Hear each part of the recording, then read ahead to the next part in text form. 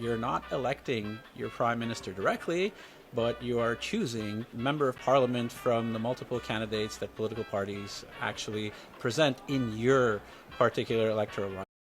Over the last few years, there has been an ongoing conversation about how Canada's electoral system works and how it's being portrayed. Some say it's a full democratic institution, others say it's a dictatorship. Now we're in the midst of an upcoming election. I figure it's a good chance for me to address some of the misconceptions around Canada's electoral system and the voting process. Without further ado, let's jump right in. First, we have to talk about how Canada got its electoral system. You see, when Canada became a sovereign country in 1867, it inherited the electoral system of the United Kingdom.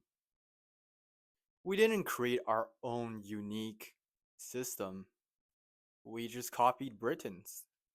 No innovation, no public vote on it, just a rubber on the stamp. And 150 years later, it's still how we elect our government. The UK, on the other hand, has reformed parts of its democratic process, like creating the Supreme Court and separating Crown from Parliament a bit more. But here in Canada, we're stuck in the past and still portray ourselves through a colonial legacy mode. Now let's talk about how the electoral system works. Here in Canada, we have something called first past the post. You see, when a federal election is being held, voters do not cast a ballot directly for a prime minister.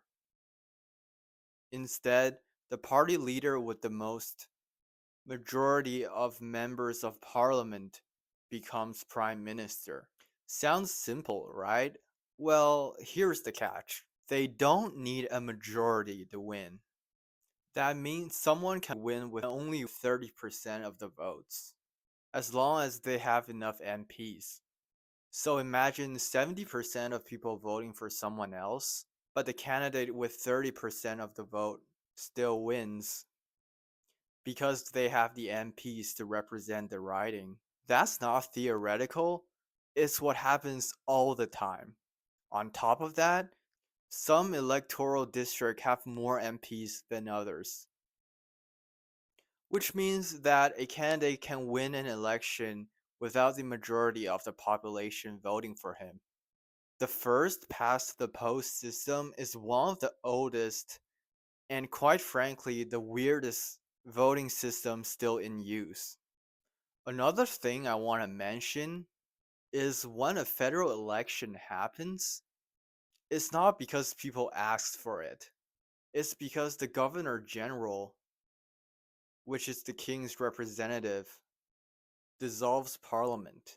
And when a new government is formed, the Prime Minister doesn't just start running things.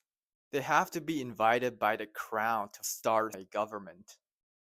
So while we like to think that we're this free and independent democracy, we're still under the monarchy's control when it comes to federal elections.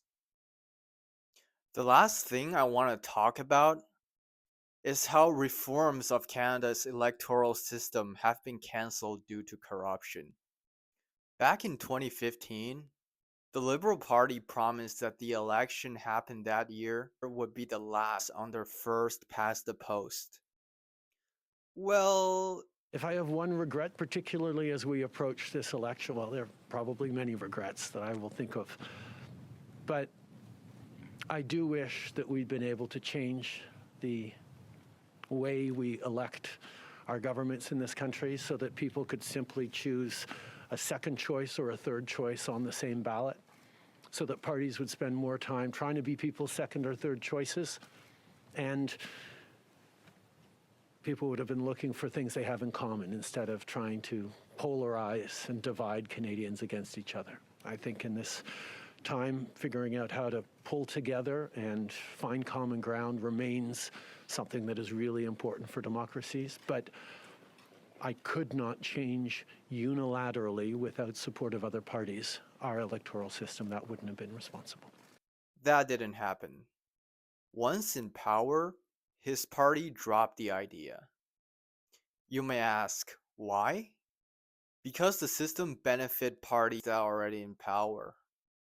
First past the post exaggerates majorities and punish smaller parties. So incentives to reform the electoral system just isn't there. So Canada is stuck with a system that makes little sense and is still tied to a monarchy that most of us want nothing to do with. And that wraps up how Canada's electoral system works and how it can be a bit confusing. I hope you've enjoyed this video. Make sure to drop a like on it, and I'll see you on the next one.